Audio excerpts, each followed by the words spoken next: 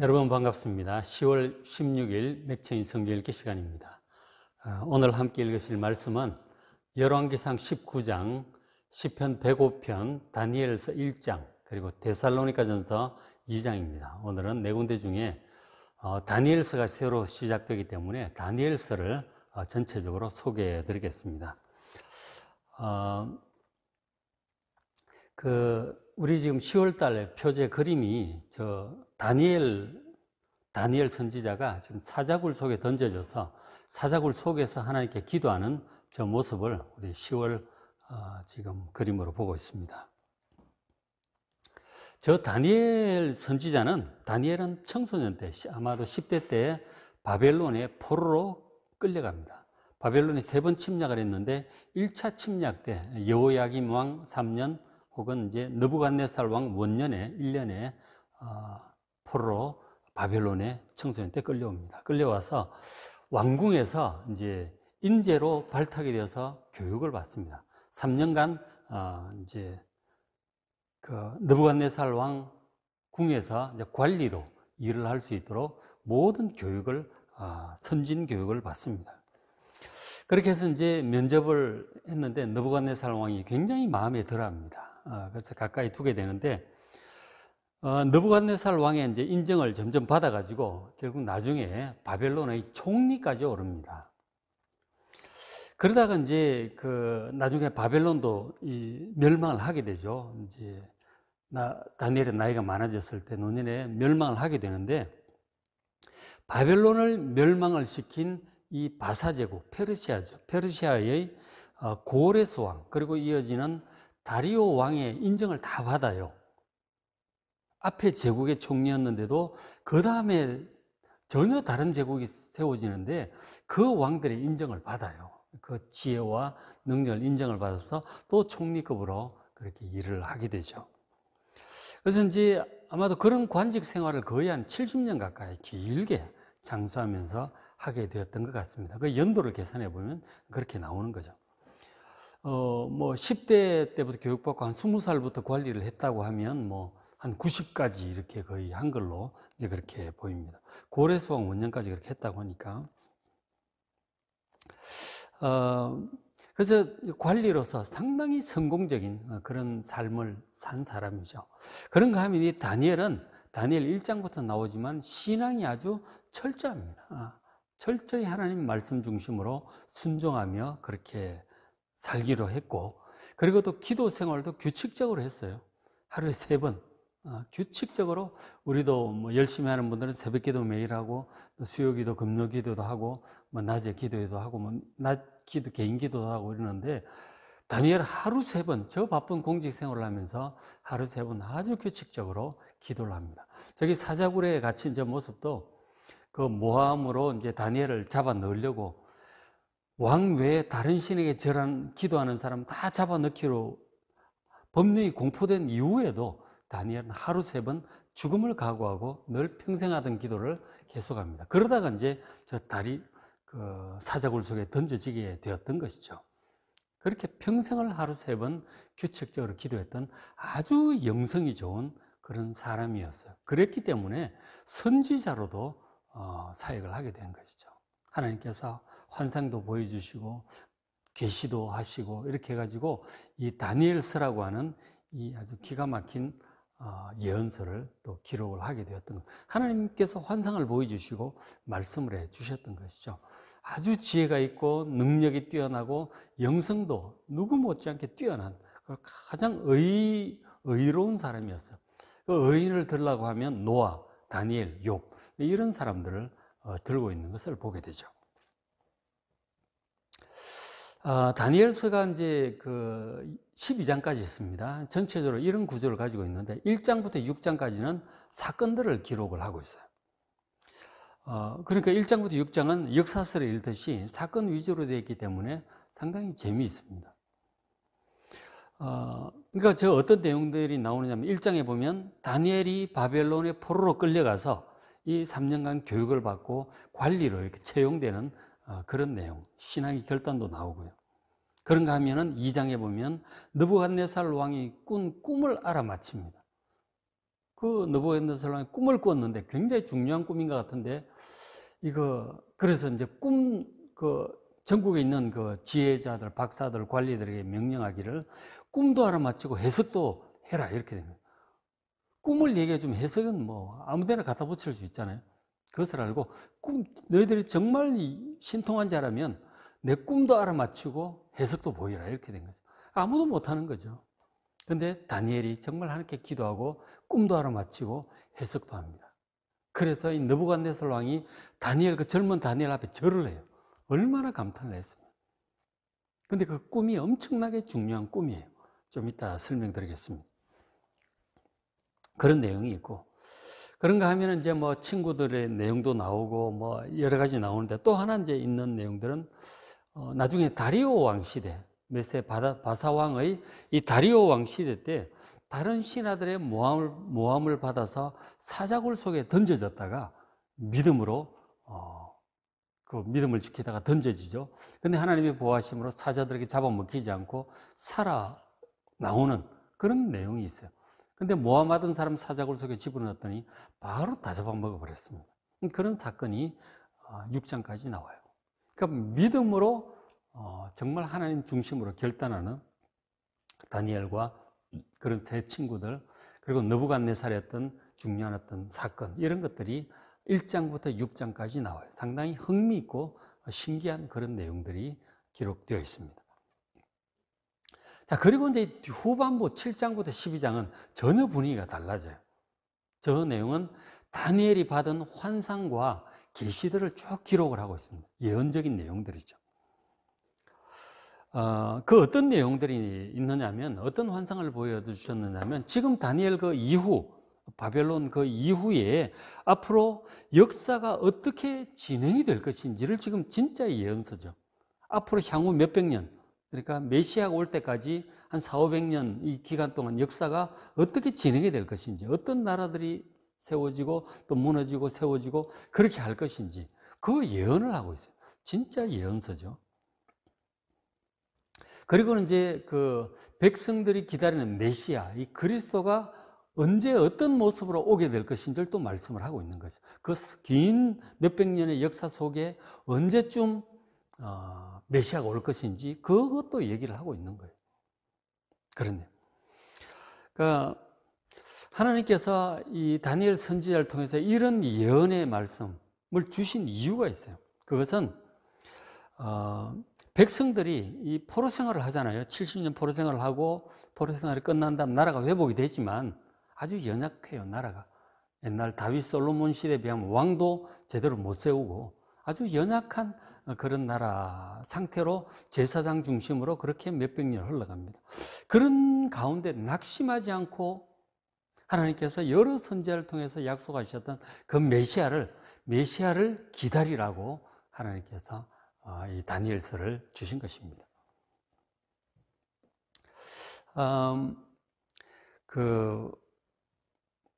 자, 이제 신구약 중간사를 좀 말씀을 드릴 텐데, 그러니까 여러분 구약 성경을 보면은 구약 성경 제일 마지막 선지자가 말라기 선지자예요. 이 말라기 선지자는 다니엘보다 한 100년 정도 지나서, 다니엘은 BC 500년경이면 이 말라기는 BC 400년경이니까 그죠? 정도 되는데, 그 말라기부터 세례 요한이 나타날 때까지 400년 동안 선지자들이 전혀 이제 나타나지 않습니다. 하나님의 말씀을 전하는 선지자가 없는 400년의 암흑기가 있어요. 그것을 이제 신약과 구약 중간이기 때문에 신구약 중간기죠. 그 신구약 중간사에 대해서 잠깐 말씀을 드리겠습니다. 그 400년 동안 역사가 어떻게 흘러가는가. 저 신구약 중간사를 지금 다니엘서가 예언을 하고 있는 것이거든요. 실제로 이제 흘러왔으니까 우리 알잖아요. 그래서 제가 말씀을 드리면, 먼저 이제 다니엘 그 젊을 때부터 있었던 왕이 바벨론의 느부갓네살 왕이었어요. 그리고 바벨론 왕들이 바뀌면서 이렇게 좀 세월이 흘러가다가 100여 년 흘러가다가 그 느부갓네살 바벨론이 그 페르시아죠. 메대와 바사인데 메디아와 페르시아 연합제국 하다가 나중에 결국 페르시아로 통일이 됩니다. 페르시아 같은 말이에요. 그 바사의 고레스 왕 시대로 해서 이제 페르시아 제국으로 넘어가요. 저 막강한 바벨론을 고레스 왕이 이제 무너뜨렸는데, 고레스 왕이 인류 역사상 가장 위대한 리더 중에 한 사람이에요. 알렉산더 대왕도 가장 존경했던 사람 중에 하나가 고레스 왕이었다고 하는데, 헬라어로 키루스 대왕이라, 영어로 사이러스 대왕이라 그러죠. 그 고레스 왕. 그 고레스 왕의 페르시아 시대가 이제 지나가고, 그 다음에 그걸 무너뜨린 왕이, 페르시아를 무너뜨린 왕이 여러분 유명한 바로 알렉산더 대왕, 헬라 제국의 알렉산더 대왕이 그걸 무너뜨립니다. 알렉산더 대왕은 다니엘서 후반부에 보면 자세히 묘사를 하고 있어요. 다니엘이 이미 자세히 묘사를 하고 있습니다. 그 나중에 이제 그 뒷부분 나오면은 또 다시 한번 제가 자세히 설명을 드리죠. 저 알렉산더 대왕은 21살 때 왕으로 즉위합니다. 아버지가 죽고 이제 왕으로 즉위를 해서 막 그 저쪽에 아프리카 북부의 애굽, 이집트로부터 온 중동 지역과 저 동쪽으로 아시아 쪽으로 가가지고 인도까지 점령을 해요. 인도 북부까지 점령을 하게 돼요. 그러니까 엄청난 세계 제국을 건설합니다. BC 330년 그때쯤 되잖아요. 자, 근데 21살에 왕이 되어서 32살에 죽게 돼요. 한 11년 정도밖에 못 살아요. 너무 빨리 죽죠. 아마 그 전쟁 계속 하다가 인도 쪽에서 풍토병이 걸렸던지 아마 그렇게 죽습니다. 그렇게 해서 자녀 없이 아들을 못 낳고 일찍 죽으니까 나라가 어떻게 되겠어요? 저 큰 세계적인 제국이. 알렉산더가 죽으면서 그 부하 장군들에 의해서 나라가 4개로 쪼개집니다. 나라를 4개로 나누어서 가진 거죠. 사후에. 그게 4제국이 그리스 쪽, 그 다음 소아시아, 터키 쪽이죠. 그 다음 시리아, 그 다음 애굽, 이렇게 된 시리아를 나중에 이제 다니엘서 후반부에 보면은 북방왕이라고 해요. 북방왕이라고 예언을 표현하고 있고, 애굽 왕을 남방왕이라고 그렇게 표현하고 있습니다. 저 애굽은 그러니까 벌써 이제 고대 이집트 애굽의 파라오라고 하긴 좀 그렇고, 그야말로 헬라 사람들, 헬라 그 지도자들이 다스리는, 헬라 출신의 파라오들이 다스리는 그런 이제 애굽인 것이죠. 전통적인 그런 애굽은 아니고. 그래서 저 애굽의 헬라 파라오들이 다스리던 그 애굽의 마지막 파라오가 이제 그 유명한 클레오파트라 여왕이었던 것이죠. 실제 그렇게 되었습니다. 자, 저렇게 되는데, 저렇게 이제 제가 그 자세히 나와요. 그 예언서에 보면은 그 알렉산더 대왕 죽고 나서 나라가 4개로 쪼개지고 이런 내용들이 자세히 나와요. 그리고는 북방왕과 남방왕이 어떻게 싸우고 계속 그런 얘기를 하고 있어요. 그래서 이제 북방왕은 시리아 왕이다. 남방왕은 애굽 왕이다. 그것을 좀 알아두시면 좋습니다. 자, 저렇게 이제 신구약 중간사 흘러가는데 저 내용을 다니엘서가 예언을 다 하고 있어요. 저 중간사 400년을 다 예언을 하고요. 그리고 지금 4제국 다음에 제가 저기 안 적어 놨는데, 그 다음에 이걸 다 통일한 나라가 바로 로마 제국이죠. 4번째 나라가 로마 제국이에요. 바벨론이 첫 번째, 그 다음 바사, 그 다음 헬라, 그 다음에 이제 4제국을 거쳐서 4번째가 로마 제국. 그렇게 로마 제국 때 예수님께서 태어나시는 것으로 그렇게 예언을 하고 있습니다. 그리고 이제 저 4제국까지 이제 자세히 이제 좀 얘기를 하고 있는데, 그러니까 이스라엘은 저 신구약 중간사 흘러가는 400년 흘러가는 동안 어떻게 되는지 잠깐 말씀을 드리면, 이스라엘 같은 경우는 초기에는 그 4제국 중에 애굽 남방왕의 다스림을 받아요. 그렇게 다스림을 받다가 북방왕과 남방왕이 계속 이렇게 싸우고 경쟁을 하다가 결국은 이제 시리아 북방왕의 다스림을 받게 돼요. 이스라엘이. 북방왕의 다스림을 받게 되는데, 그 북방왕 시리아 제국의 그 중간에 이제 한 왕이 있는데, 바로 다니엘서의 작은 뿔이라고 묘사되는 한 아주 악한 왕이 등장을 해요. 시리아에.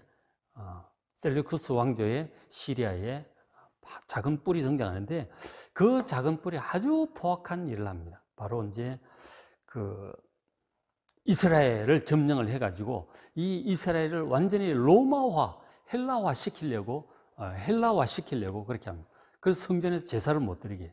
제우스 신상을 성전에 세우고 돼지 피를 막 번제단에 뿌리고 이래가 다 더럽게 하고 그 성전 제사, 상번제 이런 걸 다 매일 드리는 제사를 폐하게 됩니다. 그 작은 뿔이 나오는데 그 작은 뿔이 결국은 마지막에 종말에 적그리스도의 모형이 되는 사람이에요. 바로 시리아의 그 북방왕 중에 한 사람 작은 뿔. 그러니까 다니엘서 후반부에 이 작은 뿔에 관해서 굉장히 여러 번 얘기를 하고 있어요. 이 작은 뿔에 대해서 많은 예언을 하고 있는 것을 보게 돼요. 결국 예수님께서도 그것을 다니엘 서를 언급을 하시면서 결국은 이 종말의 적그리스도까지 연결이 되는 그런 아주 중요한 인물이 돼요. 그러니까 다니엘서가 종말 이 적그리스도 예언까지 결국은 하는 셈이 되는 거예요. 다니엘서가. 그러니까 요한계시록 할 때 꼭 다니엘서를 짝을 맞춰서 이렇게 함께 보게 돼요. 왜냐하면 다니엘서 자체가 이 예수님의 초림과 재림까지 함께 예언을 하고 있거든요. 아주 중요한 예언서가 되죠. 다니엘서와 신약의 요한계시록 이 두 가지가 마지막 때에는 굉장히 중요한 예언서가 되는 것이죠.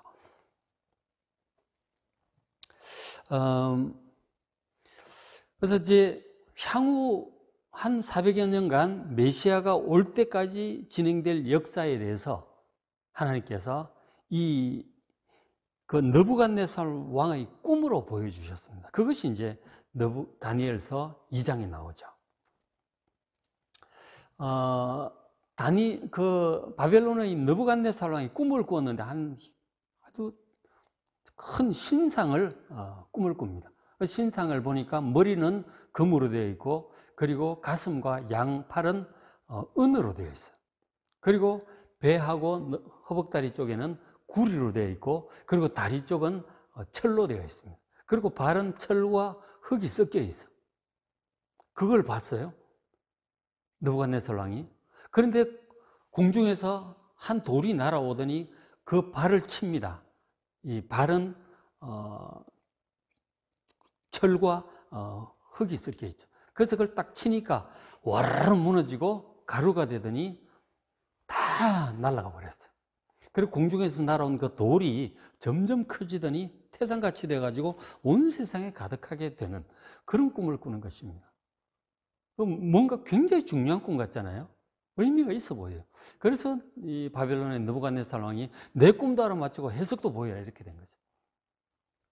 근데 다니엘이 하나님께 기도하고 꿈도 그리고 해석도 하나님께서 가르쳐 주십니다. 그래서 느부갓네살 왕이 얘기를 했더니 느부갓네살 감탄을 하고 다니엘에게 절까지 했던 것이죠. 저 다니엘의 해석이 이제 다니엘서 2장에 하나님께서 다니엘에게 주신 해석 보면은 향후 400년 역사가 어떻게 흘러갈지가 다 거기 나오는 거예요. 다니엘서 2장에. 굉장히 중요한 세계 제국의 왕인 느부갓네살 왕을 통해서 꿈을 꾸게 하시고 그 해석을 하나님께서 다니엘을 통해 보여주신 거죠. 그 꿈이 다니엘서 2장에 그대로 기록되어 있습니다. 오늘은 다니엘서 1장이니까 내일 한번 보시기 바랍니다. 그래서 이제 해석을 해주기를 저 금으로 된 머리는 바로 바벨론 왕 느부갓네살 당신입니다. 금과 같이 화려한 금도 많고 그런 나라라는 거죠. 그리고 이제 바벨론 제국 이후에 나중에 이제 바벨론만큼 못하겠지만 이 은과 같은 나라가 설 것이다. 그 나중에 보니까 메데바사 제국이죠. 그리고 그 다음에 또 무너지고 새로운 나라가 설 텐데 그것이 구리로 된 배와 나라다. 바로 그것이 이제 알렉산더 대왕의 헬라 제국이죠. 그리고 사제국도 이제 거기에 포함이 됩니다. 그리고 이제 그 다음에 다시 통일하게 세워진 나라가 쇠로 된 나라, 가장 강력한 역사상 가장 강력한 제국, 로마 제국인 것이죠. 그 나라 이름은 모르고 저런 나라가 설 것이다. 그리고 로마 제국 시대에 바로 이 하나님께로부터 온 이 돌이 공중에서 날아온 돌이 그걸 치니까 거기서부터 이 하나님께서 세우신 이 나라가 태산처럼 세상이 가득하게 된다. 저런 나라들은 다 무너지고 바람에 날아간다. 실제로 바벨론 제국도 무너져서 없어져 버렸고, 메데바사 제국도, 헬라 제국도, 로마 제국도 지금은 다 날아갔죠. 그러나 로마 제국 시대에 세워졌던 이 예수님의 복음, 기독교, 예수님의 복음은 지금 온 천하에 가득 차 있죠. 저런 나라는 다 멸망했지만 복음은 온 세계를 거의 정복을 하고 있죠. 저 꿈대로 된 것입니다. 놀라운 일인 것이죠. 자, 그런 꿈을 이제 바벨론의 느부갓네살 왕이 꾸었고 다니엘이 해석을 했습니다. 그래서 이제 성경 한 구절 보면 다니엘서 2장 34절에 아까 말씀드린 대로 손대지 아니한 돌, 하나님께로부터 날아온 하나의 돌이 바로 예수 그리스도 메시아를 가리키고 있습니다. 그 돌이 나와서 신상의 쇠 진흙 발을 쳐서 부서뜨리며 이 여러, 그러니까 다 이제 무너지고 가루가 돼서 날아가 버렸어요. 그 다음 뒤이어 44절, 앞에 부분은 이제 환상을 묘사한 거고 44절을 그걸 해석한 내용이에요. 이 여러 왕들의 시대에 하늘의 하나님이 한 나라를 세울 것이다. 로마 제국 시대에 하나님이 한 나라를 세울 것이다. 바로 예수 그리스도의 복음의 나라, 기독교를 가리키고 있는 것이죠. 이것은 영원히 망하지도 아니할 것이고 이 모든 나라를 쳐서 멸망시키고 영원히 설 것이다. 다 나라들이 멸망했지만 이 하나님께서 예수님을 통해 세운 이 나라는 영원한 나라가 될 것이라고 그렇게 말씀을 하셨어요. 저기 네 번째 나라 때 된다는 거예요. 그죠? 로마 제국 시대에 예수님이 태어날 거라고 하는 그런 예언인 것입니다. 자, 그 다음에 이제 또 7장에 가면은 이제 6장까지 스토리라고 그랬잖아요. 7장부터는 다시 이제 예언이 시작이 돼요. 다니엘이 이제 그 앞에는 뭐 느부갓네살 왕이 본 거고 다니엘이 해석을 해준 거죠. 7장은 다니엘 선지자가 직접 이제 환상을 보는 건데 그 오른쪽에 있는 거죠. 왼쪽에 있는 거는 그 느부갓네살 왕이 본 신상이고 오른쪽에 있는 환상을 보는데 네 생물을 이제 보게 돼요. 그 네 생물 중 왼쪽 위에 것은 날개 달린 사자를 봅니다. 그 다음 두 번째는 그 밑에 있는 거 갈빗대 세 개를 물고 있는 곰을 봐요. 그리고 세 번째는 표범인데 엄청 빠르죠. 그 표범이 빠른데 날개까지 달려 있어. 그 다음 네 번째는 뭐 무시무시한 짐승을 봅니다. 그럼 뭔지 모르겠는 거지. 하여간 무시무시한 네 번째 짐승을 봐요. 다니엘이 직접. 저것이 이제, 근데 보니까 똑같은 내용인 거죠. 2장에 있는 네 제국이 이렇게 시대가 흘러갈 것과 똑같은 내용입니다. 바벨론의 금신상에 해당하는 바벨론의 느부갓네살 왕에 해당하는 것이 이 날개 달린 사자예요. 사자 자체가 용맹 빠른 날개까지 달렸으니 얼마나 막강합니까? 그 다음에 일어날 제국이 곰과 같이 무지무지하게 힘이 센 페르시아 제국인 거죠.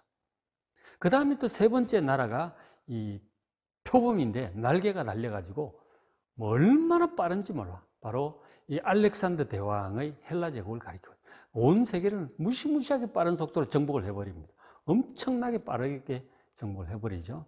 그리고 이제 네 번째 나라가 무시무시한 가장 강력한 그 제국, 바로 이 로마 제국을 가리키고 있는 것입니다. 신학적으로 2장과 7장이 하나라는 것을 연결시켜주면서 스토리 부분과 뒤 예언 부분을 저렇게 연결시켜주고 있습니다. 저기서도 마찬가지인데 네 번째 저 짐승의 환상을 본 다음에 다니엘 선지자가 그 다음에 이런 환상을 또 보게 돼요. 자, 인자의 환상을 보게 되는데 7장 앞부분에 네 짐승 얘기가 나오고 13절에 내가 또 밤 환상 중에 보니 인자 같으니 사람처럼 생긴 분이 하늘 구름을 타고 와서 옛적부터 항상 계신 이에게로 나아가 그 앞에 인도됩니다. 바로 저분이 바로 메시아를 가리키고 있는 거죠. 저분이 하늘 구름을 타고 옛적부터 계시니 바로 성부 하나님이죠. 하나님께 딱 나아가니까 그에게 권세와 영광과 나라를 주고 모든 백성이 그를 섬기게 합니다. 바로 이제 예수님께서 이 땅에 오셔서 구원 사역을 다 마치시고 승천하셔서 하나님께로 올라가는 그런 모습을 우리가 보여주고 있죠. 그러니까 예수님께서 이렇게 하나님 앞으로 가니까 하나님께서 모든 권세를 주십니다. 예수님께서 실제로 그 마태복음 28장에 부활 승천하실 때 그렇게 말씀하시잖아요. 하늘과 땅의 모든 권세를 내게 주셨으니 너희는 땅끝까지 복음을 전파하라 그러셨잖아요. 그런 이미지를 우리가 느끼게 되죠. 그 예수님, 부활 승천하시고 하나님께로 올라가시는 그 예수님의 모습을 우리가 느끼게 됩니다. 그래서 그의 나라, 예수님의 나라는 영원히 멸망하지 아니할 나라인 것입니다. 예수님의 환상을 저렇게 보게 돼요. 다니엘은 뭔지 모르지만 저분이 메시아구나 하는 것을, 그러니까 내 제국제 저런 일이 있게 될 것임을 이제 보게 되는 것이죠. 그래서 이제 그 다니엘서 마지막 부분을 이렇게 이제 마무리를 하고 있습니다. 그건 이제 그 사이에 뭐 9장, 10장, 11장 이런 것을 보면 그 400년 역사, 특별히 알렉산더 제왕이나 죽고 나서 내 나라, 그 북방왕과 남방왕의 갈등 뭐 이런 것들은 이제 자세히 작은 뿔 얘기가 자주 나오고 이제 그렇게 합니다. 이제 이스라엘 백성들이 그걸 잘 견뎌내야 되기 때문에 미리 다니엘을 통해서 말씀을 해 주신 것이죠. 그리고 이제 마지막에 보면 이런 구절이 있어요. 이제 다니엘서 12장 끝장이죠. 보면 예언의 이제 끝부분을, 자, 땅의 티끌 가운데서 자는 자 중에서 죽은 사람들이죠. 땅의 티끌 가운데 자는 자, 죽어서 땅에 묻힌 성도들을 얘기하는 것입니다. 그 중에서 많은 사람이 깨어나 영생을 받는 자가 있을 것이다. 부활과 영생에 대한 예언을 하고 있습니다. 결국 부활하고 영생하게 될 것이다. 그리고 반대로 수치를 당하여서 영원히 부끄러움을 당할 자도 있을 것이다. 영원히 이제 지옥에 떨어질 사람을 가리키고 있는 거예요. 영생과 영벌이 있다는 것을 다니엘서가 보여주고 있어요. 인류 역사의 종국을 보여주는 거죠. 그리고 3절에 많은 사람을 옳은 대로 돌아오게 한 자는 별과 같이 영원토록 빛날 것이다. 사람들을 참 사랑으로, 전도로, 섬김으로 이 진리 가운데로 인도하여 구원을 받게 하고 그리고 영생을 얻게 하는 이런 일로 섬긴 자는 별과 같이 영원토록 빛나는 그러한 영예를 얻게 될 것입니다. 그래서 이제 그 다니엘서를 보면은 정말 마지막까지 다 예언을 하고 있는 거예요. 향후 400년 역사부터 해서 메시아가 오실 것과 그리고 그 마지막 적그리스도와 예수님의 재림과 모든 구원이 완성될 거기까지 쫙 예언을 하고 있는 것입니다. 굉장히 중요한 예언서가 되죠. 그래서 다니엘서와 요한계시록은 마지막 시대를 살아가는 우리 시대에는 참 중요한 하나님의 말씀이 됩니다. 우리 구원의 완성이 어떻게 되는가? 여러분 이것에 대해서 더 많은 관심을 가지시고 소망 가운데 살아가는 여러분 되시길 바랍니다. 자, 오늘부터 읽어보시길 바랍니다. 오늘 읽으실 말씀 열왕기상 19장, 시편 105편, 다니엘 1장 오늘 시작되죠. 데살로니가전서 2장입니다. 그래서 잘 읽으시고 은혜 많이 받으시기 바랍니다.